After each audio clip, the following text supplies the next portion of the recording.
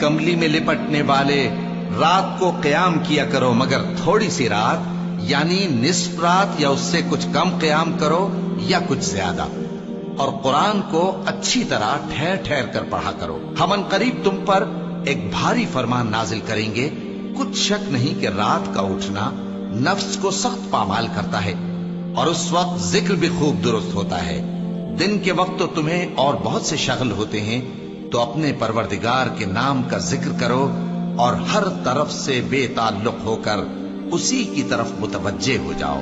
وہی مشرق اور مغرب کا مالک ہے، اس کے سوا کوئی معبود نہیں، تو اسی کو اپنا کارساز بناؤ۔ اور جو دل آزار باتیں یہ لوگ کہتے ہیں ان کو سہتے رہو،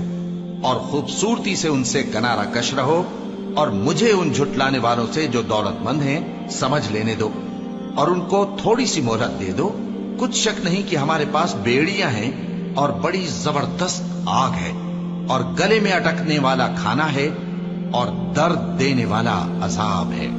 جس دن زمین اور پہاڑ کانپنے لگیں اور پہاڑ ایسے بھربھرے ہو جائیں گے جیسے ریت کے ٹیلے، اے اہل مکہ،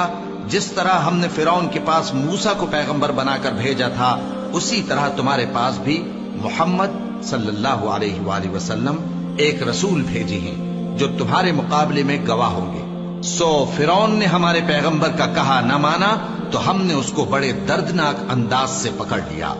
اگر تم بھی ان پیغمبر کو نہ مانو گے تو اس دن سے کس طرح بچو گے جو بچوں کو بوڑھا کر دے گا،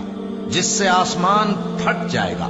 یہ اس کا وعدہ پورا ہو کر رہے گا۔ یہ قرآن تو نصیحت ہے، سو جو چاہے اپنے پروردگار تک پہنچنے کا راستہ اختیار کر لے۔ تمہارا پروردگار خوب جانتا ہے کہ تم اور تمہارے ساتھ کے لوگ کبھی 2/3 رات کے قریب اور کبھی آدھی رات اور کبھی تہائی رات قیام کیا کرتے ہو، اور اللہ رات اور دن کا اندازہ رکھتا ہے۔ اس نے معلوم کیا کہ تم اس کو نبھا نہ سکو گے، تو اس نے تم پر مہربانی کی، پس جتنا آسانی سے ہو سکے اتنا قرآن پڑھ لیا کرو۔ اس نے جانا کہ تم میں بعض بیمار بھی ہوں گے، اور بعض اللہ کے فضل یعنی معاش کی تلاش میں ملک میں سفر کریں گے، اور بعض اللہ کی راہ میں لڑیں گے، تو جتنا آسانی سے ہو سکے اتنا قرآن پڑھ لیا کرو، اور نماز قائم کرتے رہو، اور زکوٰۃ ادا کرتے رہو، اور اللہ کو نیک نیتی سے قرض دیتے رہو، اور جو عمل نیک تم اپنے لیے آگے بھیجو گے اس کو اللہ کے ہاں بہتر اور صلے میں بہت عظیم پاؤ گے، اور اللہ سے بخشش مانگتے رہو، بے شک اللہ بخشنے والا ہے، مہربان ہے۔